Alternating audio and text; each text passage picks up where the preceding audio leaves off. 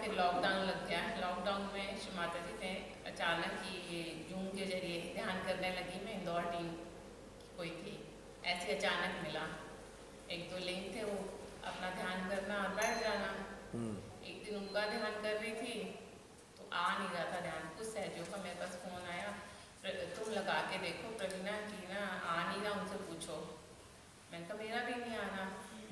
मैंने किसी सहजी का ना नंबर लगाया, उन्होंने फ़ोन उठाया। मैंने कहा आप कहाँ रहे हैं? कह रही हैं नहीं मेरा तो नहीं आ रहा, पर मैं तो नहीं करती उनके साथ। उस समय तो उन्होंने फ़ोन बंद कर दिया। वो 2-3 दिन बाद मुझे फ़ोन करती हैं, आप ध्यान करते हो, आपको कैसा लगता है ध्यान? मैंने कहा बस ठीक है करती हूँ, मैं थॉटलेस तो नहीं हो पाती। और कभी कोई कहता है लेफ्ट क्लियर कर लो, कैंडलिंग कर लो, ये कर लो, वो कर लो ट्रीटमेंट। मैंने सब कर लिया, पर अब मैंने सब छोड़ दिया। मैं बहुत थक चुकी हूँ। और श्री माता जी को मैंने बोला है कि श्री माता जी आप ही मुझे गाइड कीजिए। आप तो कहती हैं सहयोग परिवार है, कहाँ है सहयोग परिवार, मुझे बताइए। मैं एक दिन श्री माता जी से बहुत लड़ी। तो अच्छा। ये अचानक ही मुझे इस सहजी बहन ने मुझे फ़ोन किया कि आपको ध्यान कर रहे हो तो कैसे लगता है? मैंने कहा बस कर रही हूँ, लिंक मिले हैं उनके साथ ही मैं करती हूँ, पर मैं तो नहीं थॉटलेस हो पाती और पता नहीं मैं तो नहीं बैठ पाती। जब वो कितना डीप ध्यान कराते हैं नहीं बैठ पाती मैं। तो कहती हैं अच्छा आप कब फ्री हो? मैंने कहा जब आपको, ध्यान के लिए तो मैं हमेशा फ्री हूँ। नहीं, कहती हैं आप बताओ। मैं कहा नहीं आप बताइए, आपको जो टाइम सूट करता है। उन्होंने मुझे 2 दिन के बाद का टाइम दिया, 12 बजे का। उन्होंने मुझे हार्ट और शस्त्रार पे ध्यान कराया। एक ही दिन कराया। उन्होंने कहा 1 हफ्ता आप कीजिए। तो उस दिन मैंने जब किया तो मुझे तभी अच्छा लग रहा था। तो उन्होंने कहा कैसा लग रहा है? मैंने कहा मुझे बहुत अच्छा लग रहा है। उसी दिन से मैंने 1 हफ्ते तक वही ध्यान किया, मुझे बहुत अच्छा लगने लगा। फिर उनकी कॉल आती है, कहती हैं आपकी स्थिति में तो बहुत फ़र्क है। मैं कहा पता नहीं, मुझे अभी भी नहीं पता चल रहा। फिर उन्होंने मुझे मंजू जी का नंबर दिया, कहती हैं आप इनसे बात करिए। तो मैंने कहा मेरा इतना विश्वास उठ चुका था सहयोगियों में, मैंने कहा मैं नहीं करूँगी बात। उन्होंने कहा नहीं आप एक बार कर लो मेरे कहने से। मैंने क्या उनके कहने से बात की।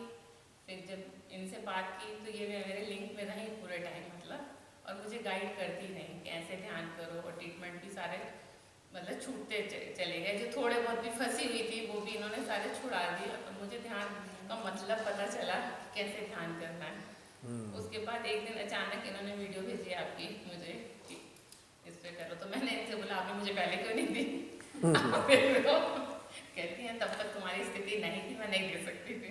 फिर भी मैंने इनको दोबारा बोला, मैंने कहा इतने दिन तो आपने गवा दिए मेरे, पहले ही मेरा टाइम बहुत ख़राब हो चुका। तो बस मैंने उस दिन आपकी सुनी, तो उसके बाद रोज़ मैंने तो सुननी शुरू करी। फिर मैंने एक दिन आपसे बात भी की, तो आपने कहा आप शुरू से सुनिए वीडियो। थर्ड वर्कशॉप से मैंने फर्स्ट भी सुनी, थर्ड तो सुनी। फिर मैंने मतलब एक एक वीडियो सुनी। मुझे लगा कीड़ा नाड़ी पे कौन सी है, जैसे जैसे आती गई मैं उसको 2-2, 3-3 बार करती रही। 3-3, 4-4 वीडियो सुनती रही दिन में। अच्छा। मेरे को तो एक एनर्जी मिलने लगी, जो मैं बहुत निथारती रहती थी। और मेरे को तो नींद ही शायद 2-2.5 घंटे की हो गई होगी, अच्छा। सोती थी। तो मैंने कहा कि ये तो कोई कमाल ही हो रहा है। तो बस ऐसे ही करते करते पूरा पूरा दिन निकल जाता था। मैं सुनती थी, मतलब जैसे ही समय मिलना और लेके बैठ जाना। और एक बार गणेश तत्व वाली आपकी वीडियो थी, वो जब मैंने सुनी तो उसको मैंने 4 बार ही लगाया। तो मुझे और अच्छा लगा। मतलब जो जो आती रही, जो मुझे अच्छी लगती थी, मैं उसको 4 बार भी लगाती थी, कभी 5 बार भी लगाती थी, जैसे अच्छी लगती थी। फिर सुबह मॉर्निंग मेडिटेशन में भी लगाने लगी, मेरे एनर्जी मिलती थी। उठती थी तो थोड़ी मुश्किल होती थी मुझे। तो इस जरिए से फिर मुझे ध्यान मिला। उसके बाद फिर लगा कि श्री माता जी के पास तो विश्वास बहुत बड़ी चीज़ है। जो मैं श्री माता जी से लड़ती थी कि श्री माता जी आपने सबको दिया है, मुझे तो ध्यान मिलता ही नहीं, आनंद आ ही नहीं रहा था ध्यान का, थॉटलेस ही नहीं होती थी। तो मैं हमेशा कहती थी श्री माता जी मैं ऐसे ध्यान नहीं कर सकती, इससे तो आप मेरा ध्यान छुड़ा दो या मेरी मुक्ति कर दो, मुझे ऐसे ध्यान नहीं करना। पर श्री माता जी ने अचानक मिलाया और फिर मैं ध्यान करने लगी। फिर मतलब अब तो मेरे को हो गए 6 महीने कि मैं थॉटलेस हो जाती हूँ और मुझे पता नहीं चलता। आपकी वीडियो लगाती तो मुझे नहीं पता होता सुनने में मैं कहाँ चली जाती हूँ एकदम। फिर आपके जरिए जो आप लोग मेडिटेट सोल में ना, उसमें भी बैठती हूँ मैं रात को। जूम सेशन में। हाँ, अच्छा। तो उसमें भी काफ़ी मेरी क्लियरेंस हुई और मुझे अच्छा लगने लगा। एक्चुअली एक सामूहिकता ही तो है वो। हाँ, फिर मतलब माता जी के यहाँ विश्वास, आप मतलब मेरे को जो लगा कि विश्वास है तो सब कुछ होता है। विश्वास पे रही, थोड़ी समस्या भी थी, तो पर माता जी ने मुझे थोड़ा गाइड भी कर दिया था। जी। पर मैंने कहा माता जी मेरे से तो नहीं हो सकता। फिर एक दिन माता जी ने मुझे कुछ दिनों बाद कहा ये काम सामूहिकता का है और विश्व का काम है। मैंने कहा माता जी आप तो कहती हैं, पर यहाँ तो सहयोग परिवार, ऐसा डरता था कि पता नहीं क्या चैट जाएगा। मैंने कहा माता जी सहयोग परिवार को कुछ हेल्प नहीं कर रहा, आप ही गाइड कीजिए मुझे, जैसे भी आपने गाइड करना है। फिर मैं उनसे प्रेयर करती थी, तो फिर माता जी ने खैर बहुत मेरे को पल पल संभाला, छोटी छोटी चीज़ के लिए गाइड खुद किया। मैं किसी के पास नहीं गई और वो इंडिकेशन खुद देती रही कई चीज़ों के, और मैं करती रही हूँ। मतलब और मेरा ये कहना है कि विश्वास जरूर रखना चाहिए सहयोग में। टाइम लगता है पर मिलता जरूर है आपको, और मिला भी, माता जी ने दिया भी पल पल। पर ये मेरे साथ हमेशा कनेक्ट रही, इन्होंने भी बहुत मदद की जी। फिर माता जी ने एकदम ही अचानक ही भेजा, गणेश रूप में, हनुमान रूप में, और माता जी ने कार्य शुरू कर दिया। तो वो आज हो ही रहा है कार्य। जब पुकार सच्ची हो जाती है ना, वो फिर घटित होती है। मतलब उस प्रॉब्लम में भी कोविड हुआ सबको घर में, मुझे नहीं हुआ। बस मैंने माता जी को यही बोला, माता जी यदि मैं गलत हूँ तो आप देखिए, गलतियाँ तो इन लोगों ने करी हैं, मैंने यदि कोई गलती की है तो मुझे होना चाहिए। तो फिर माता जी ने मुझे गाइड किया, क्योंकि हस्बैंड को बहुत ज़्यादा हो गया था।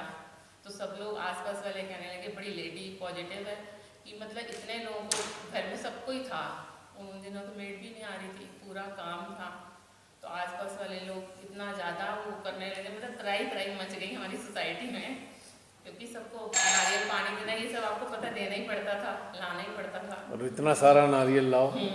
तो वो इतनी तराई तराई मच गई कि मतलब ये क्या लेडी है कि सबको घर में और इसको नहीं हुआ कोविड। पर मैं सुबह उठ के 3 बजे ध्यान करती थी 4-5 घंटे। तो वो माता जी ने फिर उनको भी संभाला, उनको बहुत ज़्यादा हो गया था, डॉक्टर ने कहा था एडमिट करना पड़ेगा। तो मैंने माता जी को बोला कि आपको पता है उस समय तो स्थिति नहीं थी, हॉस्पिटल में जगह ही नहीं थी। बिल्कुल हाल खराब था। विदिन 2 दिन में उनको भी खड़ा किया, एकदम 2 दिन में। वो खुद भी हैरान हो गए, कहाँ मैं तो बैठ भी नहीं पा रहा था और इतना वो हो रहा था। 2 दिन में उनको खड़ा किया माता जी ने। माँ की अनुकंपा ऐसी खींचती हैं और ऐसे ही अपने साथ जोड़ लेती हैं, और फिर विश्वास भी दिला देती हैं, लगन सच्ची होती है। माता जी का विश्वास सबको रखना चाहिए, मेरा कहना है। टाइम लगता है पर मिलता जरूर है। बहुत सही बात बताई है आपने, बहुत सही संदेश है। विश्वास पक्का रखना होगा हर एक को, तब जाकर बात बनेगी। हो गया बहन? और कुछ कहना चाहते हैं?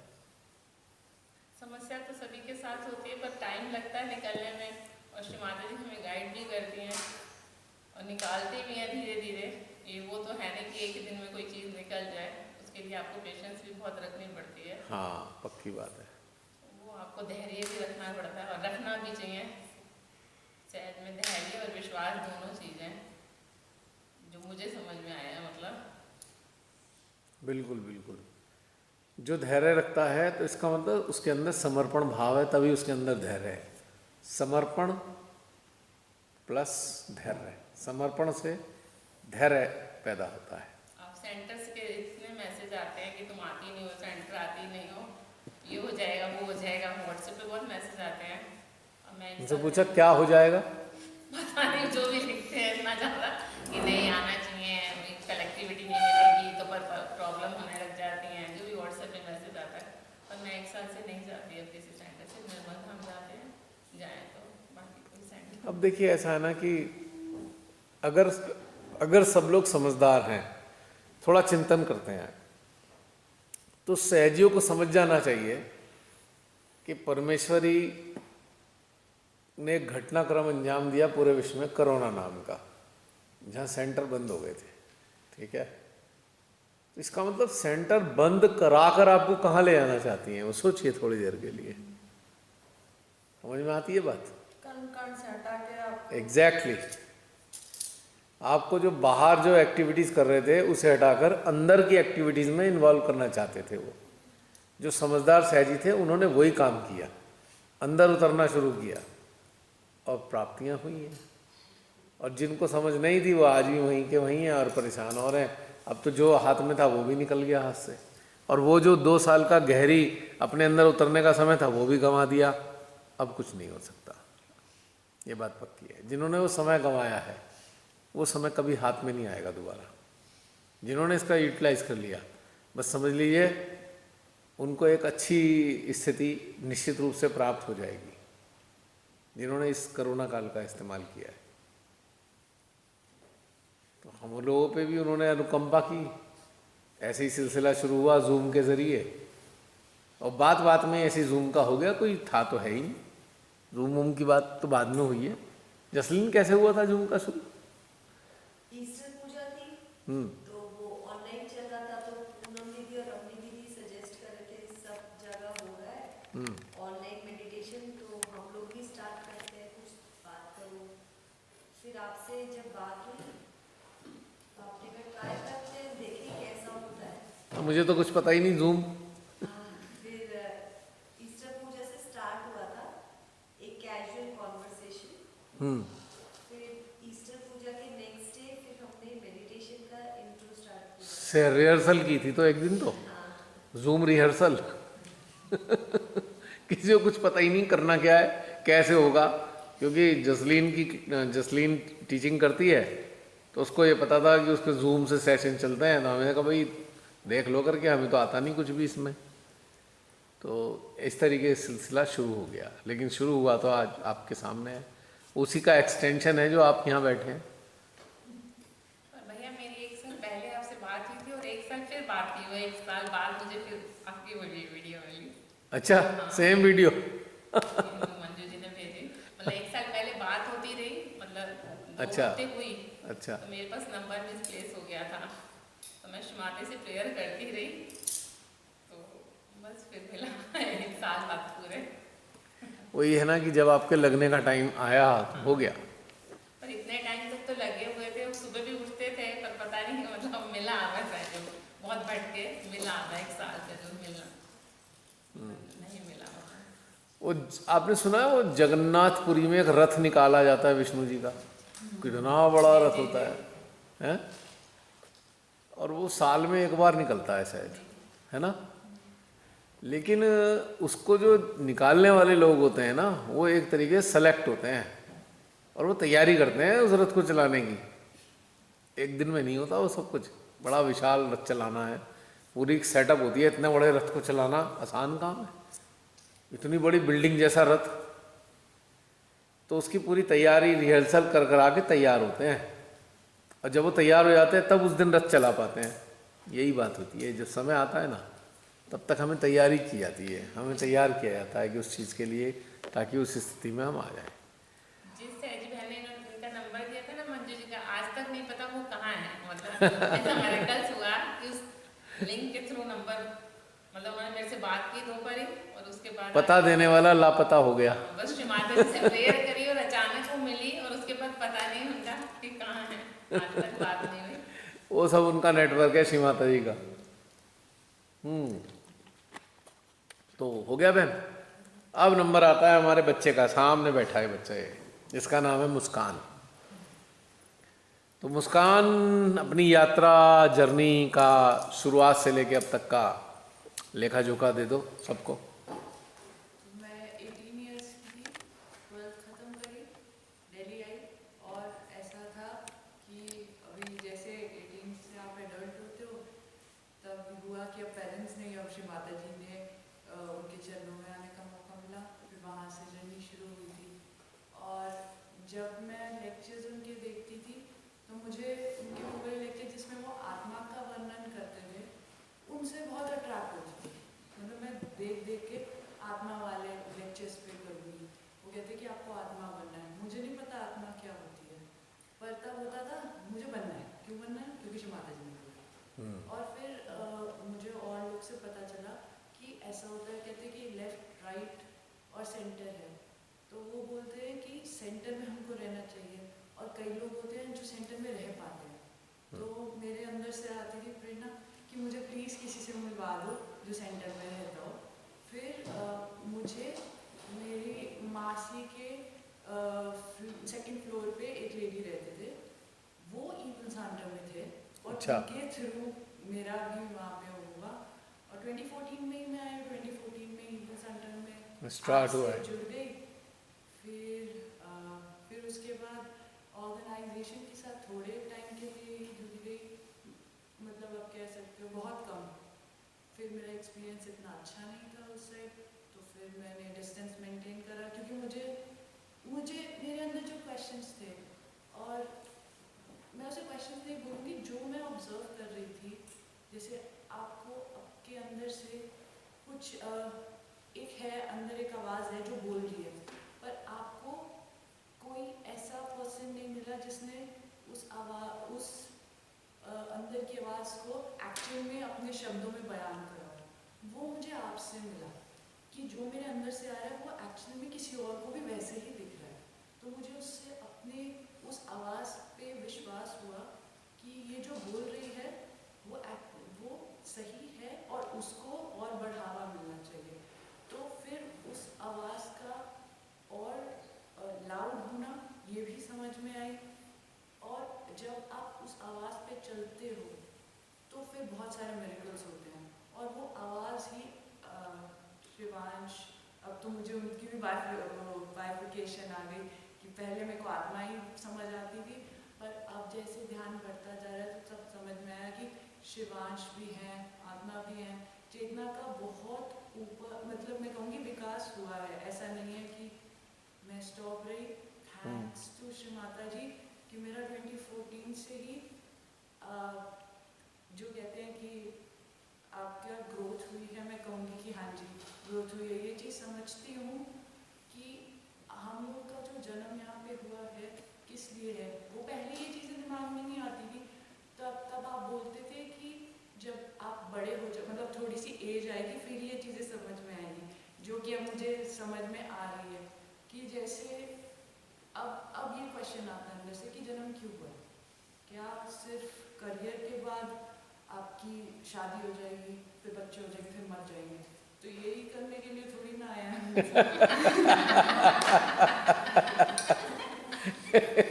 मजेदार बात कही है इसका हमने। निचोड़ बता दिया, निचोड़। तो फिर रीज़न क्या है बार बार यही सब? फिर अब ज़्यादा सारी 100% उस पर आती है कि हमारा एक्चुअल में रीज़न यही है कि अपनी चेतना का विकास करना। बहुत सारी चीज़ें हैं जो हमको अपनी आंखों से नहीं दिखती है। ये चीज़ समझ में आई, जो हमारा ये शरीर है it's just like a computer. Computer में भी कई लिमिटेशंस होती हैं, वैसे हमारे भी इस शरीर में हमको एक लिमिट दिया हुआ है जो हम इस स्थूल से नहीं देख सकते बट एक्चुअल में एग्जिस्ट करती है। तो वो ये जो एनर्जी है, जो जो भगवान जी का प्यार है, मतलब ये सारी चीज़ें मेरे को पहले नहीं समझ आई, पर एज के साथ भी इसका संबंध है। जो चीज़ें मेरा दिमाग में होता था पता चल जाए, पर वो धीरे धीरे समझ आती थी। जो आपने उस टाइम पे मुझे चीज़ बोली थी वो अब जाके मेरे को आ रही है। आ गई अब। हाँ जी। और भी अब यही है कि अब जैसे आपने बोला कि अब चोटी पे चढ़ना है, रिसेंट वाली, अब उसके लिए रेडी, मतलब पूरा 100% तैयारी चल रही है। अब चोटी पे चढ़ना है। मेरे को ये चीज़ समझ में आई कि अभी जैसे सहस्त्रार और हाथ में रहने के लिए कहा जाता था, वो अगर हमने ध्यान पे, जब हम लोग ध्यान कर रहे हैं तब हम सहस्त्रार और हाथ पे हैं। अब जो आपने चोटी वाली बात कही है उसका ये मतलब बन रहा है कि अब जो रेस्ट ऑफ द आपकी रेस्ट ऑफ लाइफ भी जो है ना, उसमें भी आपको अपने आप से दूर रहना पड़ेगा। अपने आप से इन द सेंस वो मन से दूर होना पड़ेगा, तभी आप वो चोटी पे चढ़ पाओगे, वरना आप उस बहुत चोटी सुंदर पे बात चढ़ बोली नहीं है इसने, सकते। बहुत सुंदर बात बोली है इसने। मन से दूर होना होगा तब चोटी पे चलेंगे। चढ़ ही तभी सकते हैं। और मतलब कि ये चीज़ें पहले दिखती नहीं थी, जो मन है एक साइड पे, अब वो बहुत अच्छे से आइडेंटिफाई कर सकते हैं कि ये आत्मा बोली, ये मन बोला। अब जैसे दिख रही है तो अब जैसे कंडीशनिंग की भी अब जब बात करी, अब वो आइडेंटिफाई हो गया कि ये कंडीशनिंग बोली, अब ये चीज़ आई। और इस चीज़ से एटलीस्ट मुझे समझ में आता है कि कोई भी प्रॉब्लम को हटाने के लिए पहले आइडेंटिफाई करना ज़रूरी है। पहले आइडेंटिफाई होगा उसके बाद वो हट सकती है। वो चीज़ आपके वो जो हमने लास्ट सेशन करा था उसमें वो चीज़ आइडेंटिफाई तो हुई है। बहुत सारी आपने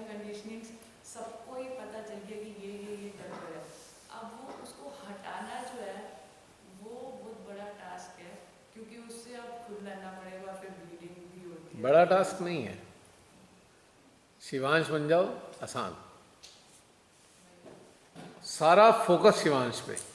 आश्चर्यजनक तरीके से आपको हैरानी होगी सब कैसे छूट गया।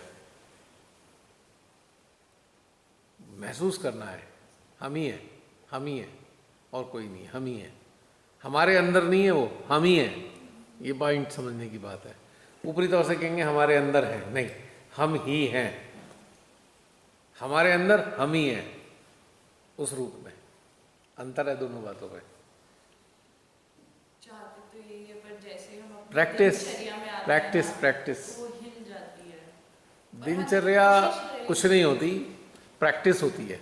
इसी दिनचर्या में, दिनचर्या यही चल रही होगी, प्रैक्टिस अच्छी होने के कारण उस स्थिति में आ जाओगे आप। प्रैक्टिस है और बारंबार बारंबार बारंबार चित्त और चेतना की प्रैक्टिस है। चेतना को अनुभव करना है, चित्त को उसमें लगाना है, चित्त को उसमें लगाना है, चेतना को अनुभव करना है। बस यही प्रैक्टिस है, बाहर से कुछ करना ही नहीं। और ये प्रैक्टिस हर काम करते हुए की जा सकती है। संसारिक जो भी काम कर रहे हो इस प्रैक्टिस में बने रह सकते हो आप, क्योंकि ये अंदर से प्रैक्टिस होनी है ये। और Muskan, any message to all the sages? अपनी वो दिल की आवाज़ सुनो, वो जो अंदर से आवाज़ आ रही है उसको लाउड एंड क्लियर सुनो, और चीज़ों की तरफ देखने की इतनी ज़रूरत नहीं है, क्योंकि सीधा एडवांस मेथड लो, पिछले वाले मेथड लेके क्या ही करोगे। राइट। मुस्कान के मुताबिक अपडेटेशन और अपग्रेडेशन दोनों साथ साथ चलने चाहिए, है ना? बहुत बढ़िया। और अब हमारा बच्चा बैठा है एक पीछे, संजना। आ जाओ, आगे आ जाओ, पीछे से दिखाई नहीं दोगे। पहली बार आना हुआ है इसका वर्कशॉप में? नहीं, थर्ड टाइम। वर्कशॉप में पहले आई हो? दिल्ली में भी आई हूँ, हरिद्वार भी। अच्छा, मुझे पता नहीं कैसे मिस हो गया। एनीवे मुझे तो पहली बार लग रहा है, कोई बात नहीं। जय श्री माता जी सभी। ऐसी माता जी। मेरा नाम संजना है, मैं दिल्ली से हूँ। ये मेरी थर्ड वर्कशॉप है। मेरा यहाँ पे आना बहुत अनएक्सपेक्टेड था कि मैं यहाँ पे आ पाऊँगी। फैमिली सिचुएशन सब कुछ, लेकिन एक बहुत शुभ इच्छा थी अंदर से कि मुझे इस परिवार से मिलना है, और वो कैसे सब कुछ होता चला गया और मैं यहाँ आ गई हूँ। मतलब सच्ची में श्री माता जी का बहुत थैंक्स है, हो पाया है पॉसिबल। और जर्नी मेरी मम्मी सहजी हैं, शुरू से ही मैं पक्का सहजी हैं? कन्फर्म है ना? तो शुरू से ही मतलब जब से थोड़ा होश संभाला है तब से श्री माता जी के चरणों में ही है। हाँ। तो मतलब एक अंदर से गाइडेंस शुरू से ही मिलती रही है। मतलब कहीं भी कुछ ज़रा सा भी भटके है ना, तो वापस उस जगह आ गए हैं कि मैं गलत जा रहे हैं कहीं। तो मतलब कभी ऐसा हुआ नहीं कि गलत किसी डायरेक्शन में जा रहे हैं या कुछ खो दिया या कुछ भी हुआ है। मतलब एक डायरेक्शन मिलती रही है हमेशा कि क्या सही है क्या गलत है। और आज भी मतलब शादी के बाद भी इतना सपोर्ट श्री माता जी ने दिया है, हृदय में इतना प्रेम दिया है कि मतलब सब कुछ इधर उधर होते भी इतना अच्छा दिखाई देता, और हर चीज़ से मैं बहुत अच्छे से ऊपर उठ के एक डिटैच वे में सब कुछ देखती हूँ। और मतलब सब कुछ बहुत अच्छा लगता है और बहुत असीम प्रेम अंदर आया है, और दिन पर दिन ग्रोथ ही हो रही है। मैं जूम सेशंस अटेंड करती हूँ, कॉन्वर्सेशन में नहीं आ पाती हूँ, लेकिन पूरा अटेंड करती हूँ और बहुत कुछ सीखती हूँ।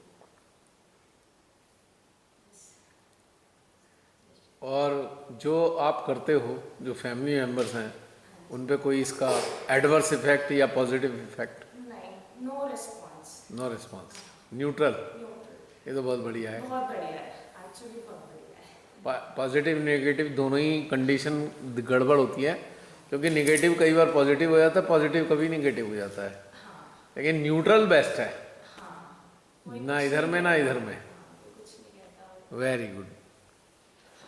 और अब नंबर आता है तनु का। तनु का तो पहले ही सेमिनार है, जूम सेशन की बात तो अलग है, लेकिन ये पहला सेमिनार है वर्कशॉप वाला। हाँ बोलिए तनु।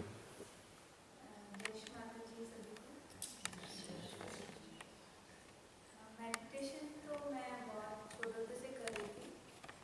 मम्मा बहुत सालों से है, 94 आई थिंक जब उन्होंने ज्वाइन किया। मैं उनके साथ सेंटर जाती थी, वहाँ अल्टर वगैरह लगवाना, सब कुछ करना। मतलब माँ के साथ मुझे वो शक्ति दिखाई देती थी माँ में कि यही भगवान है। तो मैंने सुबह का ध्यान 4 बजे का भी शुरू किया, 6 बजे से मैं पढ़ी थी। ये सब मैंने बताया कि सुबह का ध्यान ब्रह्म में करो तो बहुत जैसे इसमें गेन होता है आपको मेडिटेशन में। मैंने स्टार्ट किया, फिर किसी ने बताया कि हाँ बोलिए बोलिए, आप बोलते रहो। एक्सपीरियंस जैसे हम बच्चे थे ना, हम सुनते थे वहाँ सेंटर में बताते थे हम्म कि यूनिवर्स में मेडिटेशन करो और वो फोटोग्राफ्स क्लिक करो। मैंने वो सब ऑल्टर वगैरह से जाके उसकी फोटोग्राफ में क्लिक करी, मुझे वाइब्रेशन दिखाई दे। मैं अपना एक्सपीरियंस बता रही हूँ। हाँ हाँ हाँ तो सच में उस टाइम पे गणेश जी की वो सारी वो फोटोग्राफ में आई। फोटोग्राफ्स हमारे से ना वो ले गए थे एक सर जी कि हम वो देंगे उसमें पत्रिका में कोई सेंस की। तो दोबारा नहीं हमारे पास आई फोटोग्राफ, उसमें गणेश जी सच में अपीयर हुए थे।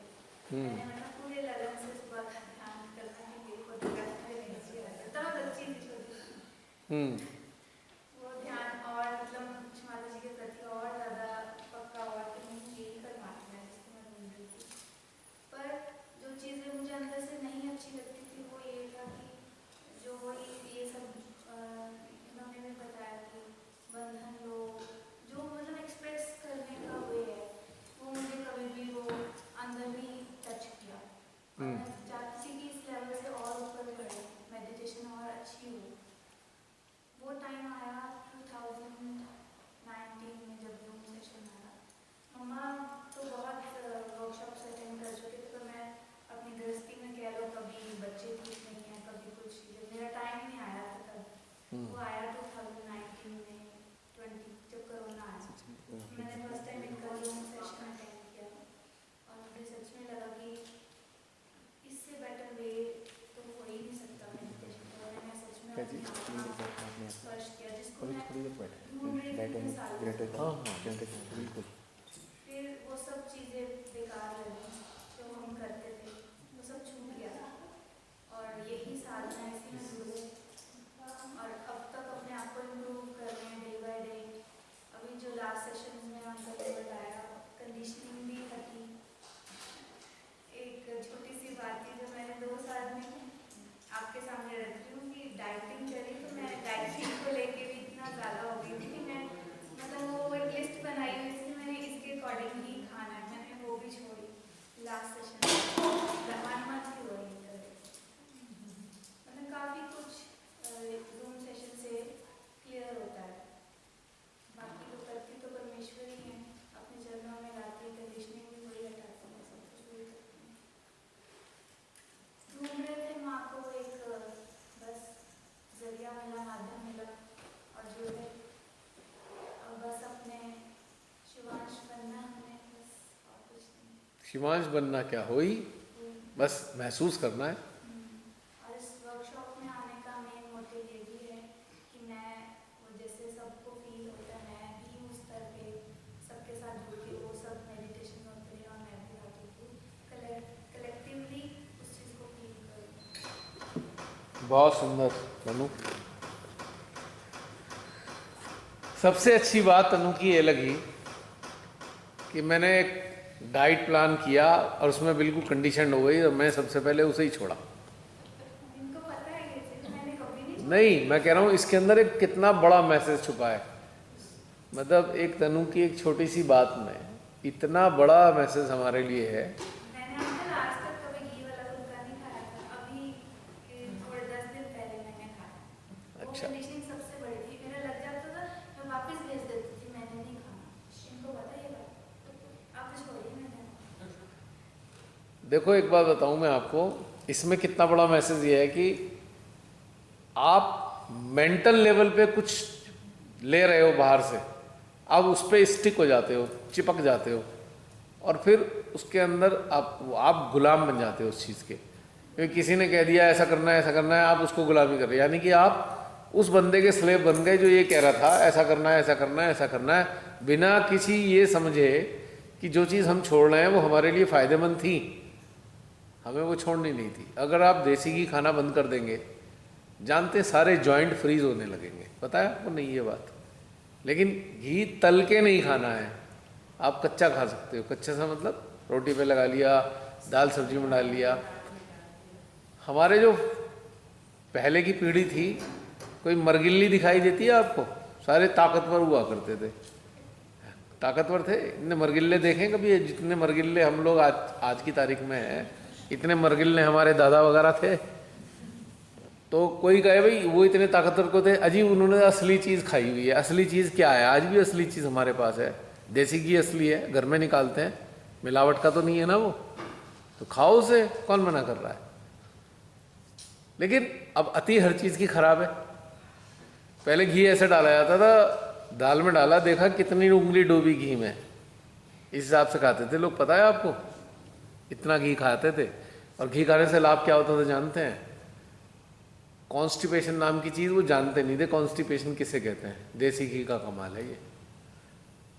अब भी किसी आप वेजी के पास चले जाओगे ना, आप कॉन्स्टिपेशन से बहुत परेशान हो, बहुत तंग हो गए हो, पता है क्या कहेगा वो?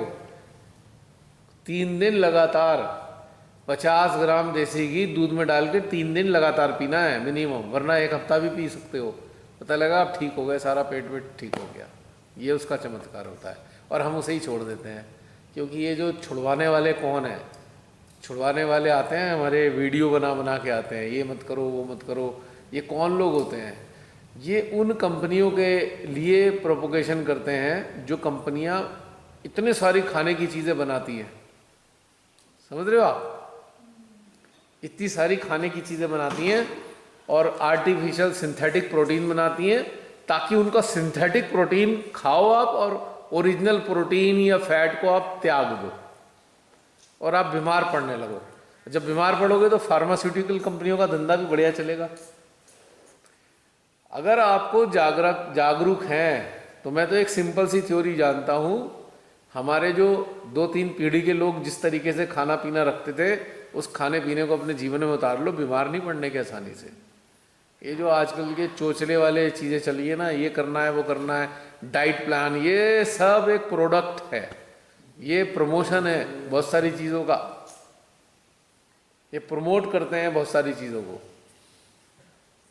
और हमें फंसा देते हैं। आप डॉक्टर राजीव दीक्षित जी की अगर कुछ सुन लें तो आपको हैरानी होगी, अच्छा हम कूड़ा खाते हैं? उन्होंने इतनी सारी चीज़ें बता रखी हैं, हम बड़े खुशी से शौक से बाहर से खरीद के लाते हैं। उन्होंने कूड़ा बताया लिटरली, और हम उसे बड़े गर्व से खाते हैं और शान से सोसाइटी में जो है हम अपना गर्व से कहते हैं हम देखो ये वाला काम कर रहे हैं। फैक्ट बता रहा हूँ मैं आपको।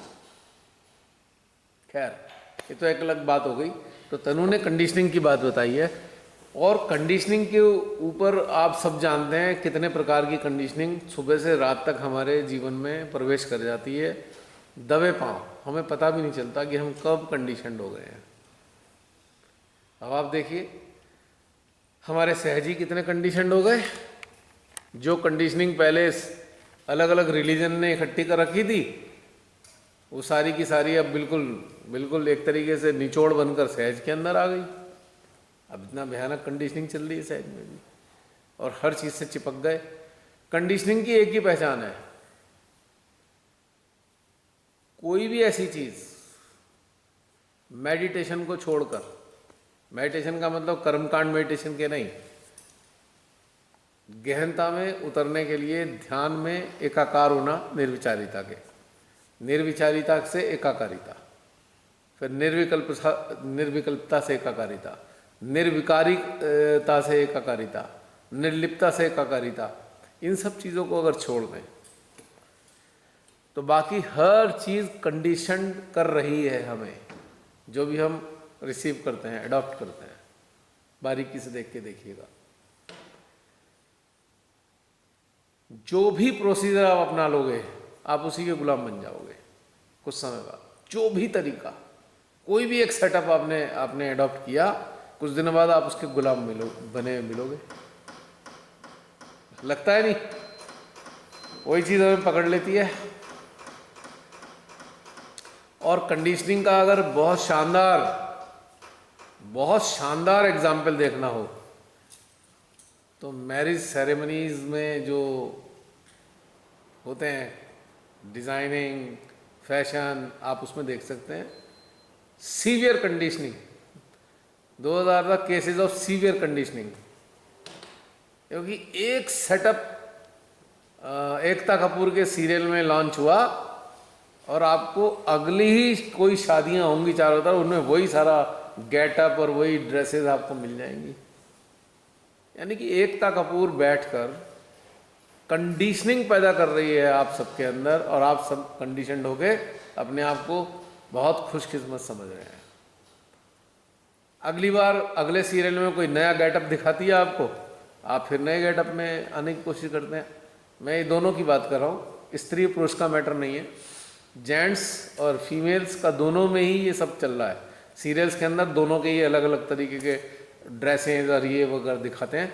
हमारे अंदर एक पिक्चर दे दी उसने, ये चीज़ ऐसे, अब हम मार्केट में वही चीज़ ढूंढ रहे होते हैं। हमको वायरस दे दिया कंडीशनिंग का उसने, आप उसी वायरस को ढूंढ रहे हो वहाँ पे कि मेरे को यही वाली चीज़ चाहिए जो वहाँ सीरियल में देखी थी, हमें यही वाली चीज़ चाहिए, कि ये वाली चीज़ चाहिए, ये वाली चीज़ चाहिए जो एडवर्टीजमेंट में देखी थी।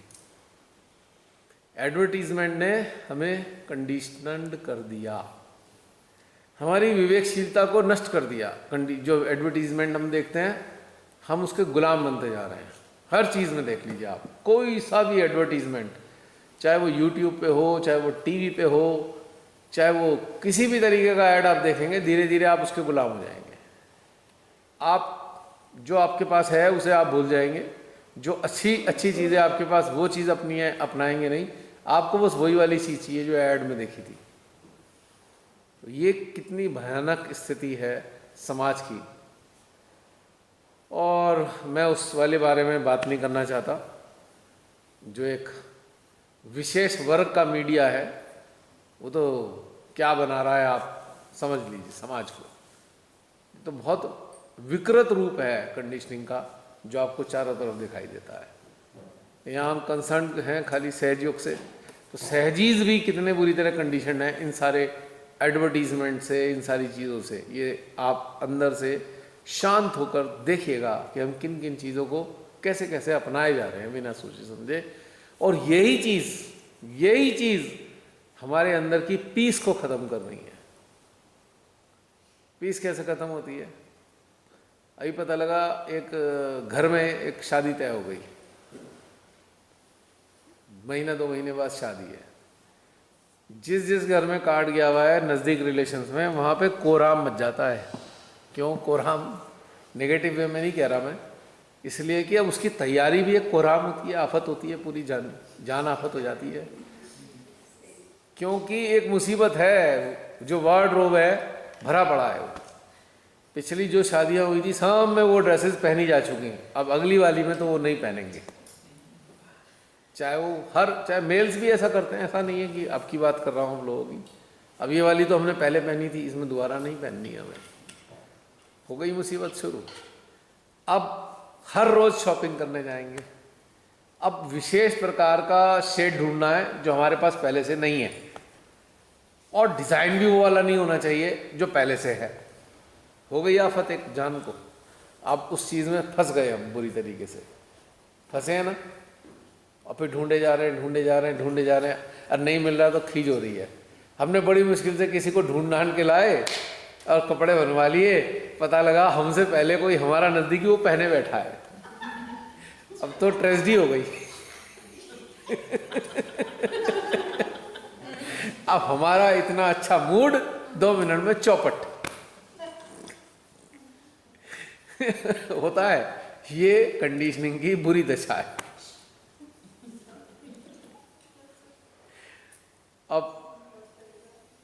अब ये तो चलो छोड़ो, छोटे स्तर पे है। जो सेलिब्रिटीज़ हैं, कभी आप उनकी ज़िंदगी देखिए, उनकी दुर्दशा हमसे भी ज़्यादा बुरी हालत है उनकी। क्योंकि वो तो अपने जो कपड़े बनाने वाले हैं ना, उन्हें भी सीक्रेट रखते हैं, किसी को कानों कान खबर ना लग जाए कहाँ से बनवाया है। और अगर बनवाया, अगर टेलर वगैरह वही हैं, तो भाई उनसे एक डील होगी कि ये मेरी जो ड्रेस है वो एक्सपोज नहीं होनी चाहिए, किसी दूसरे तक नहीं पहुंचनी चाहिए।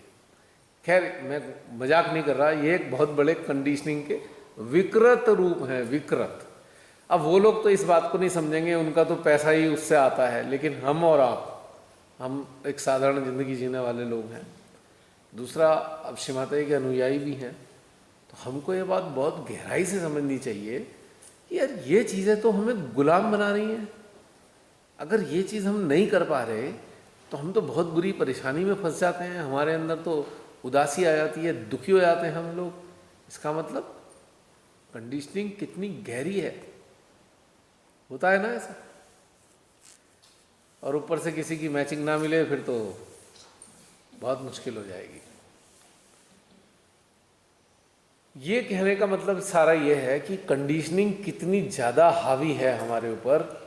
छोटी छोटी चीज़ों में आप देखेंगे ना तो कंडीशनिंग का अंबार लगा रखा है हमने, और ये फिर हमारे को सप्रेस करती है कंडीशनिंग। कई बार आप इतने खिन्न हो जाते हैं, आपसे किसी ने कुछ नहीं कहा, कोई बुरा नहीं बोला, नाराज नहीं हुए, लड़ाई नहीं हुई, फिर भी आप खिन्न हैं। खिन्न क्यों है? ओहो इतना अच्छा सूट था, उसकी चुनरी नहीं मिल रही है, मन खराब हुआ पड़ा है बुरी तरीके से। और आप वास्तव में खराब है, मन अंदर से खराब हो रखा है, सेटिंग गड़बड़ हुई हुई है पूरी हमारे अंदर की। और देखो फिर ध्यान में कैसे मन लगेगा, मन तो खराब है। तो ये कंडीशनिंग के कारण बताना चाह रहा हूँ, छोटी छोटी चीज़ें हैं जिसको हमें अलर्ट होकर हटाना है अपनी ज़िंदगी से। हमें इन ज़िंदगी से इन चीज़ों को हटाना होगा कि ठीक है हमने सोचा चलो मैचिंग मिल जाए, ठीक है, नहीं मिली तो क्या हो गया, उसका कोई कॉम्बिनेशन डाल लीजिए, लेकिन गुलाम नहीं बनना है। अगर हम इन चीज़ों से बाहर नहीं निकल सकते तो सोचिए हम अंदर से ऊपर कैसे उठेंगे। एक सच्चा साधक और साधिका किसी चीज़ का गुलाम नहीं होता है, किसी के अधीन नहीं होता है। हमने तो अपनी बागडोर दुकानदारों को, शेड वालों को और इनको फैशन डिज़ाइनर्स को दे रखी है कि तुम ही हमारे को प्रसन्नता दे सकते हो, हमें तो प्रसन्नता अपने आप से मिल ही नहीं सकती। ये कहने का मतलब, ये सारे उदाहरण देने का मतलब ये है कि डेली हम इतनी सारी कंडीशनिंग में फंसते हैं और फिर गुलाम बन जाते हैं उसके। फिर हम सोचते हैं हमारा दिल नहीं लग रहा, हमारा चक्र कहाँ पकड़ गया, पता लगा चुनरी वाले के पास पकड़ गया हमारा चक्र। भैया कलर दे दे हमारा चक्र खुल जाए।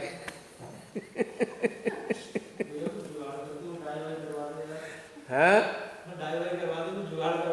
हाँ मतलब बड़ी मुश्किल हो जाती है भाई। मैंने तो देखा है हमारे खानदान में भी हाल यही है, शादियां हो जाए तो समझ लो, मैं तो मिताली से कहता हूँ ओहो मिताली बेटा बड़ी आफत आ गई, एक घर में शादी है, अब तो बहुत आफत रहेगी। क्योंकि 12-13 दिन तो आप बिल्कुल ऐसे दे रहे हो जैसे जॉब होता है ना, कोई सुबह सुबह जाके ड्यूटी देनी पड़ेगी आपको, शक्ल दिखानी पड़ेगी। पहले अच्छे खासे 2-4 दिन में प्रोग्राम निपट जाते थे। भला हो इस एकता कपूर का, इसने 15 दिन के प्रोग्राम करा दिए।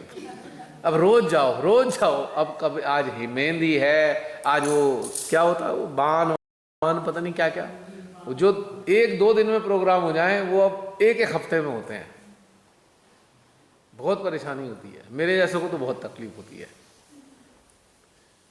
मैं मिताली से कई बार कहता हूँ इस सब लोग एक दूसरे को देख के बोर नहीं होते? डेली मिलोगे, बोरियत नहीं चढ़ती?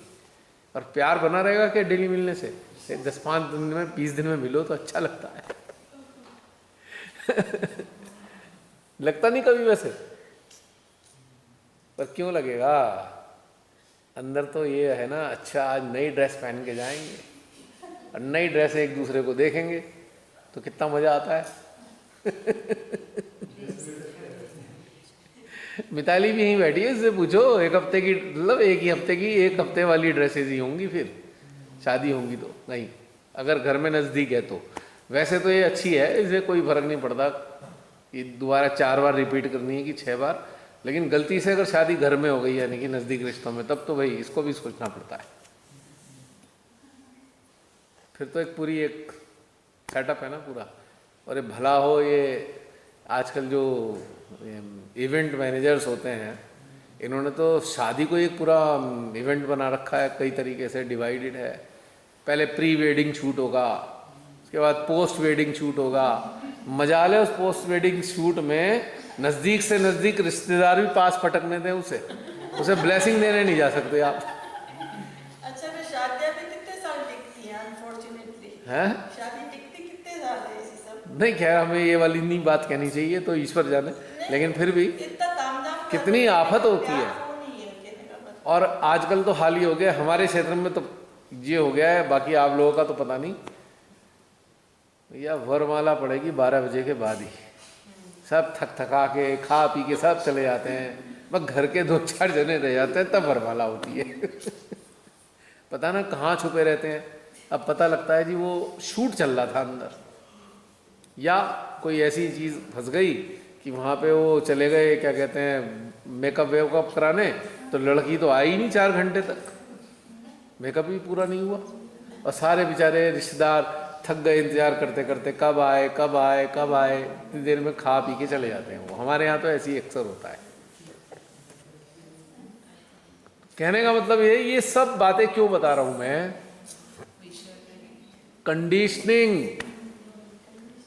कंडीशनिंग, इसके अलावा और कुछ भी नहीं है। मुझे याद है मेरी कजिन की मैरिज हुई थी जब मैं बहुत छोटा था, शायद 14-15 साल का होऊंगा। तो घर में ही जो सदस्य होते थे ना, वही लड़की को तैयार कर देते थे, कोई बाहर से सजाने सुजूने नहीं आता था। याद है? घर के जो कजिन होते थे, फ्रेंड्स होते थे, और उसमें जो ग्रेस था ना, आज नहीं है। हैं? लीपा पोती। एक दिन मैं डर गया, शादी में मैं गया हुआ था शादी के अंदर, तो देखा कोई चला आ रहा है, पहचाना नहीं मैं, तो देखा पास में आके, अरे ये क्या हो गया, मेरी भाभी थी, ये क्या हो गया, ये क्या बन के आ गई। मतलब अजीब सा मेकअप, समझ नहीं आ रहा है, वो उनकी पर्सनैलिटी को मैच भी नहीं कर रहा, पता नहीं क्या अजूबा सा बन के आ जाते हैं लोग, उसमें घंटों लगते हैं। हंस रहे हो? सच्ची बता रहा हूँ, मतलब मैं लिटरली नहीं पहचाना उन्हें कि ये वही है। तो अब क्यों? क्योंकि सबके अंदर एक कंडीशनिंग का बीज पड़ा हुआ है, पार्लर जाना है, पार्लर जाना है, पार्लर जाना है। वो ऐसा स्ट्रांग हो गया कि उसके बिना सांस नहीं आएगी, शादी बेकार है। तो ये छोटी छोटी चीज़ें, ये बहुत, मैं तो हल्की फुल्की चीज़ें बताई हैं जो पब्लिकली सामने दिखाई देती है, लेकिन सुबह से शाम तक हम बहुत सारी कंडीशनिंग में फंसते हैं, और फिर हम अपने आप को असहाय कर लेते हैं और हम टेंशन में आते हैं। अगर वो चीज़ नहीं हुई तो टेंशन हो जाएगी, वो चीज़ फंस गई कहीं तो टेंशन हो जाएगी। तो हम कितने प्रकार की टेंशन को खुद तैयार करते हैं और उसके अंदर अपने आप को सप्रेस करते जा रहे हैं लगातार। कभी गौर किया? और जरा इधर आइए थोड़ा सा, एक इसकी दूसरी तरफ देखिए। अरे मस्त है, हमें जो दिल करेगा पहनेंगे, कैसा लग रहे हैं लिख रहे हैं, हमें कोई लेना देना नहीं इस बात से। अब देखिए कितनी अच्छी सी अंदर से फ्रीडम फील होती है, एकदम मस्त, एकदम खाली, टेंशन ही नहीं है कौन क्या कहेगा। भाई कौन क्या कहेगा? कोई कुछ नहीं कहेगा, पर हमने खुद सोच रखा है कौन क्या कहेगा। कोई कहता, आप कभी कुछ ऐसे कपड़े पहन के चले जाओ, कोई कहता है आपने कैसे कपड़े पहने? कोई नहीं कहता, पर हमने ही खुद से डिसाइड कर लिया है कोई क्या कहेगा, डिसाइड कर लिया, क्योंकि वो कंडीशनिंग ने हमारे को ये कहलवाया है। अब सोचिए कि एक तरफ हमारी ये दुर्दशा है, दूसरी तरफ हम शिव तत्व को पाना चाहते हैं, शार्प कंट्रास्ट, शिव तत्व और इधर ये वाली मैचिंग की समस्या। तो क्या ये लगता है कि दोनों कभी मिलेंगे आपस में एक दूसरे से? शिव तत्व क्या है, कोई बताएगा? सादगी। और इधर ये क्या है? शार्प कंट्रास्ट, टेंशन का अंबार।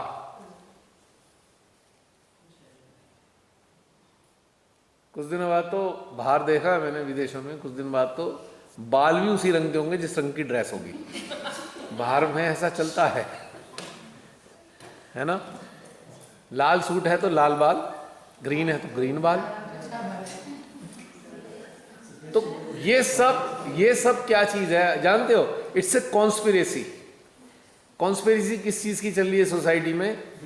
कि नए नए प्रोडक्ट आए और वो बिजनेस हो इसका केवल, और कुछ भी नहीं है इसमें। हमारी साइकोलॉजी को कैप्चर किया जा रहा है, साइकोलॉजी को कंडीशन किया जा रहा है, अपने प्रोडक्ट बेचने हैं। एक इतनी सी लिपस्टिक कितने की है जी? 2000 रुपये की। क्या है भाई इसमें 2000 रुपये का? लेकिन है, ब्रांड है। और भी बहुत सारी चीज़ें कितनी कॉस्टली हैं, क्योंकि खरीदने वाले हैं, ब्रांड खरीदेंगे। ब्रांड खरीदना ही है हमें। क्या है ये? कंडीशनिंग। नहीं खरीदा तो क्या कहेंगे लोग? इतना पैसे वाले होकर क्या ये वाली लिपस्टिक लगाते हो? कंडीशनिंग। पैसे वाले को महंगी से महंगी लिपस्टिक खरीदनी चाहिए। मतलब सोचिए, जूते, अरे ये क्या, ये कौन से जूते पहने? हाट में से खरीदे हैं क्या?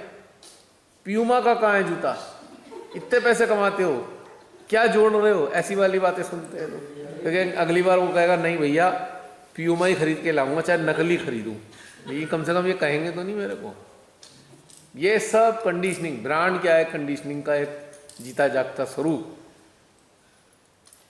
रहा सवाल क्वालिटी का, अगर आप अपने पैंट बाजार में भी जाते हैं ना, बहुत अच्छी क्वालिटी मिलती है और रेट उसके कितने सस्ते होते हैं, और वही आइटम आपको शोरूम में जाकर क्या मिलने वाली है आप सब जानते हैं। इस बात को कहने की बात नहीं है। यहाँ मैं इस वाली में बात नहीं कर रहा, कह रहा हूँ कि हमारे माइंड को कितने प्रकार से कैप्चर किया हुआ है।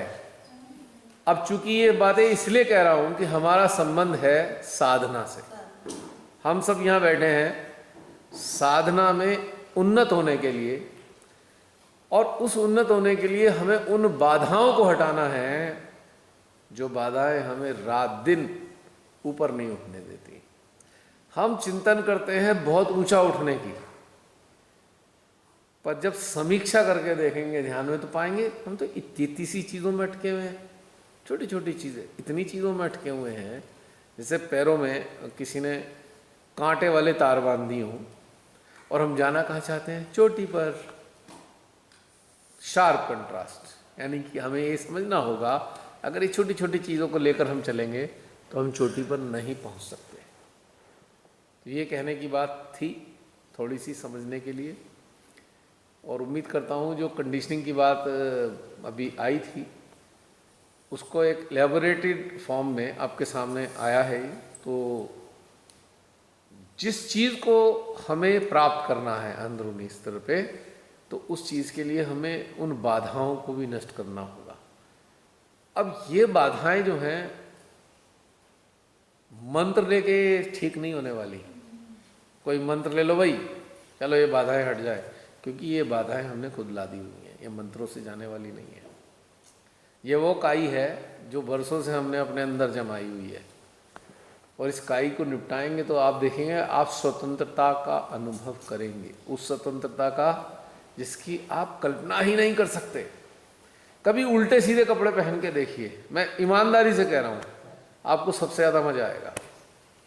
उल्टे सीधे तो नहीं, मतलब कहने का मतलब है कि वो मैचिंग लेस, कि ठीक है भाई नीला टॉप है, चलो लाल रंग की पैंट पहन लेते हैं, ऐसे वाले मतलब कोई अजीब लगेगा तो कोई बात नहीं। आप अगर स्वतंत्रता फील कर रहे हो उसे डालने में, तो किसी के अजीब लगने से कोई लेना देना नहीं है, क्योंकि जिसे अजीब लग रहा है वो भी तो कंडीशन ही है। अगर वो कंडीशन है तभी तो उसे अजीब लग रहा है, वरना हमें क्या लेना देना कि भाई बच्चे ने क्या पहन रखा है, उसने क्या पहन रखा है, हमें क्या लेना देना इस बात से समझने के लिए। क्यों बहन, गलत तो नहीं कह रहा? तो ये छोटी छोटी बातें, छोटे छोटे उदाहरण थे, उसके पीछे ना तो कोई आलोचना है ना कोई हंसी उड़ाना है। एक सीरियस मैटर है, बहुत सीरियस मैटर है कि हमें उस अपने अंदर के उस अस्तित्व को प्राप्त करना है, जिस अस्तित्व की प्राप्ति हमसे पास होते हुए भी कोसों दूर है। इसके लिए एक उदाहरण होता है अक्सर कि सागर में रहकर भी प्यासे रहना, है ना ऐसी चीज। तो आज का सेशन समाप्त करें यहीं पे, क्योंकि बाकी का इंट्रोडक्शन जो आज नए वाले कोई रह गए। आ जाइए आ जाइए, हाँ बोलिए बोलिए। एक जैसे कहावत है कि अहम ब्रह्मास्मि, और जैसे हमने अभी कहा कि मैं ही शिवांश हूँ, क्या दोनों एक ही चीजें हैं? वो अलग है, ये शिवांश अलग है। ब्रह्म एक ऐसी शक्ति है जो इस रचना को संचालित कर रही है, मदद कर रही है। वो ब्रह्म की शक्ति किसने स्थापित की है? वो माँ आदि शक्ति ने सदाशिव के संयोग से वो शक्ति विचरण करती है। उन दोनों का कॉम्बिनेशन है ब्रह्म शक्ति। वो ब्रह्म शक्ति रचना के सर्वाइवल, रचना की मेंटेनेंस और रचना के संचालन के लिए बनाई गई है। पर शिवांश तो अलग है। ब्रह्म शक्ति उसकी मदद कर सकती है, शिवांश ब्रह्म शक्ति का इस्तेमाल कर सकता है, पर ब्रह्म शक्ति तो सृष्टि के संचालन के लिए है। और सदाशिव उस ब्रह्म शक्ति के निर्माता है, शिवांश उनका अंश है। अब समझ में आ गई बात? क्लियर? इसको ऐसे समझ सकते हैं आप, जैसे एक बहुत बड़ी कोई फैक्ट्री का मालिक है, ठीक? उस मालिक ने अपनी बड़ी फैक्ट्री को संचालित करने के लिए पूरा सेटअप बनाया, मैनेजमेंट बनाया। मैनेजमेंट में टॉप सीट बनाई, टॉप सीट को अधिकार दिया कि तुम ये वाली मेरी पावर्स का इस्तेमाल, मेरी राइट्स का इस्तेमाल इन चीज़ों के लिए कर सकते हो। उसने एक पावर ऑफ अटॉर्नी के ज़रिए उस टॉप सीडेड पर्सन को स्थापित किया, उसको ये पावर्स दे दी कि तुम मेरे बिना पर, यानी कि मेरे बिहाफ पर तुम इन शक्तियों का इस्तेमाल कर सकते हो। ठीक है? मैनेजमेंट के लिए, स्टाफ के लिए, या मैन्युफैक्चरिंग यूनिट के लिए, ठीक है, या सेल की जो भी उनका सेटअप है उन सब के लिए।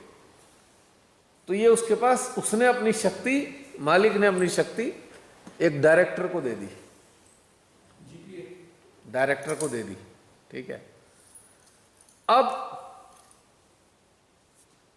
वो शक्ति, उससे सारा काम चल रहा है। अब मालिक का लड़का पढ़ लिख के आ गया बाहर से, फैक्ट्री संभालेगा वो। अब मालिक का लड़का आ गया, वो लड़का कौन है? जो शक्ति है, जो सारे सिस्टम को देख रही है, वो उसके ऊपर बैठा हुआ है लड़का, मालिक का लड़का है ना। वो इतने बड़े डायरेक्टर के भी ऊपर बैठा हुआ है, भले ही वो उस लेवल पे काबिल नहीं है इतने बड़े डायरेक्शन को देखने के लिए, लेकिन वो मालिक का लड़का है। समझ में आ गया? हम लोग कौन है? उस मालिक के बच्चे हैं। ब्रह्म शक्ति हमारे लिए है, हमारे इस्तेमाल करने के लिए, हमारी सहायता करने के लिए है। तो ये ब्रह्म शक्ति में और शिवांश में अंतर है। पॉइंट क्लियर हो गया? क्यों बहन जी, क्लियर हो गया? ये कंडीशनिंग जो है, कंडीशन जो है कि वैराग्य से ही, मतलब वैराग्य डजंट मीन के जैसे ऐसे बन जाओ। हम अपने संसार में रह के अंदर से जिसे माना गया वैराग्य आना चाहिए। जो चीजें हमें इतनी, वैराग्य का मतलब ही कंडीशनिंग लेस होना है। हाँ। सरल भाषा में कंडीशनिंग, अगर संसार में हम अटैच हैं तो अटैचमेंट है इसलिए कि हम कंडीशनड हैं, कंडीशनड हैं इसलिए अटैच्ड है। कंडीशनिंग घटेंगी तो अटैचमेंट ऑटोमेटिकली शेड हो जाएगा। क्लियर हो गया पॉइंट? अब लास्ट में तो नहीं, अभी तो हैं, थोड़ा टाइम है। आप लोगों को नींद तो नहीं आ रही? आ रही है? इंट्रोडक्शन वाले पार्ट नींद बहुत जोर से आ रही है। मैं जो बोल रहा हूँ सुनाई दे रहा है? पूछ रहा हूँ, दिख भी रहा हूँ? फिर ठीक है, 5-10 मिनट के लिए और। अभी एक हमारे बीच में है, हमारी एक बहन अभी बड़ी मुसीबतें उठा के यहाँ आई है।